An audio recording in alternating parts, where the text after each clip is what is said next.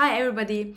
I recently started to use ChatGPT in a slightly different way. Before, I was typing here on the top left corner and I was asking ChatGPT everything, every different topic, every different query prompt in the same way. However, recently I have changed that and I see that I use ChatGPT in a much more efficient way. What I do is I create a project for different categories of prompts. For example, recently I'm working on a new startup idea which I started in the Main's Vibe coding event. And I just didn't start a new chat and type all my prompts into this chat. What I have done differently is I came here, I started a new project. What I'm working on at the moment is that I'm building an application where users can scan the barcodes of foods and beverage packages while they are shopping. And I named that project as Mind Your Bite. And I create that project. I first want to show you the blank window. So what you can do is you can add files or you can add instructions here. And then you can continue your chat as if you were chatting with ChatGPT. Nothing different there, but the more you feed with different files and instructions, the more you put ChatGPT into a framework or into a context, let's say, and you get more to the point answers and more to the point guidance. Let's go into the instructions. I have quickly explained what the project is. I'm building a nutrition app where people can scan the barcodes of food and beverages while they're shopping in retail stores. I want to build an extremely simple and powerful solution, let's say. Once the barcode is scanned, I want to show 3 color codes. One green meaning healthy, orange meaning moderately healthy, and red meaning unhealthy. Alternative to that label link, it can also be represented as a nutrition score A, B, C, and D, or just ABC. And there's an app called Yuka. So I see Yuka as a competitor, and I want to differentiate my app from Yuka. I want to apply the same principles they use while developing the finance app Peak. And again, I'm not a developer, so I won't be doing the coding anyways. If I did it on my own, I would be using agents like Menace AI with my coding needs.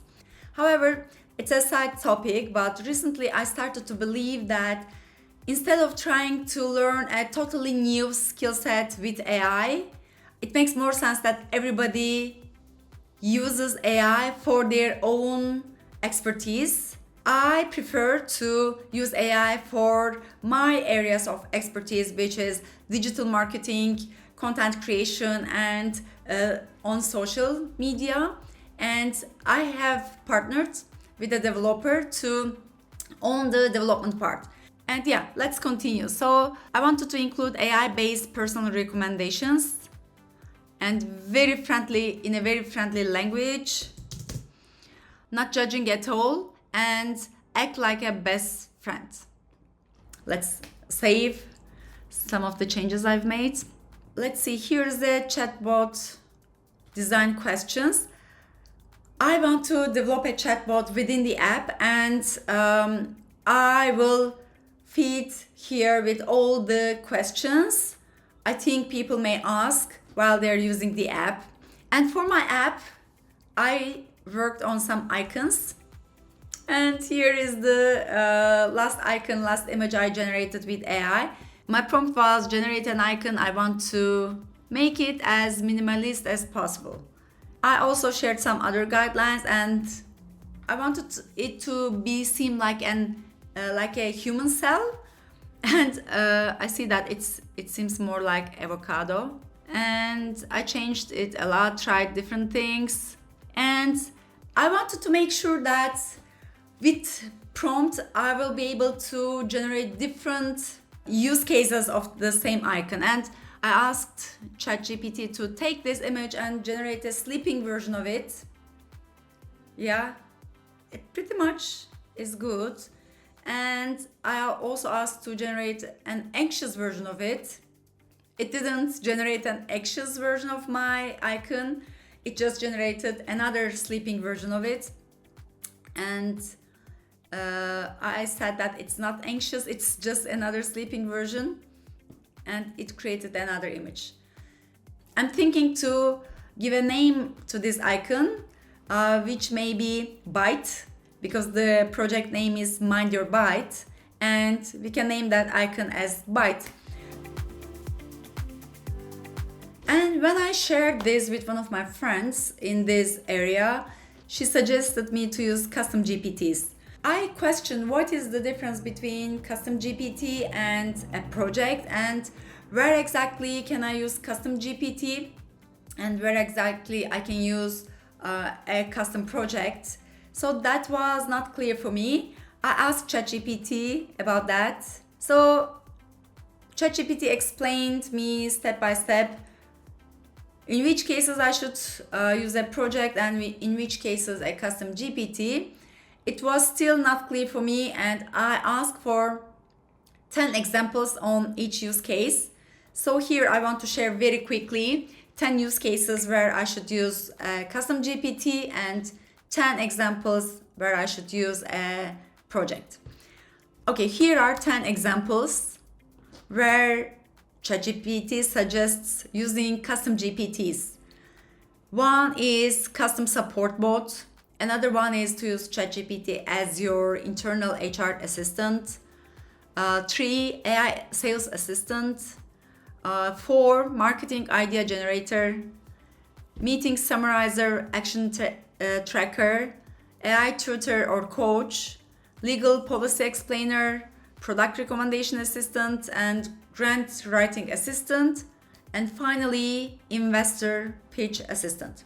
So these are the basic 10 areas where you can use custom GPT.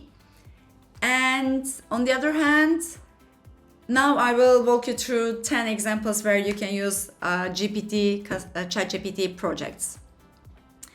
When you are working on a startup business plan, which is my case, when you're working on a marketing strategy document, user onboarding flow, investor pitch deck copy, SEO content plan, product roadmap, technical documentation, RFP or tender proposal, standard operational procedures or job description and hiring criteria. So these are the examples where you can use projects instead of custom GPTs. Here very quickly, ChatGPT shared a quick graph with me. Also, I want to share it with you. So let me make it bigger. What should you use for your startup? If your goal is to plan and prepare strategy documents and long content, ChatGPT suggests to use projects. And if the goal is to build a chatbot or assistant to use or sell, and other cases that I just shared, it suggests to use custom GPT. And creating both business plans and working assistants, we can use both basically.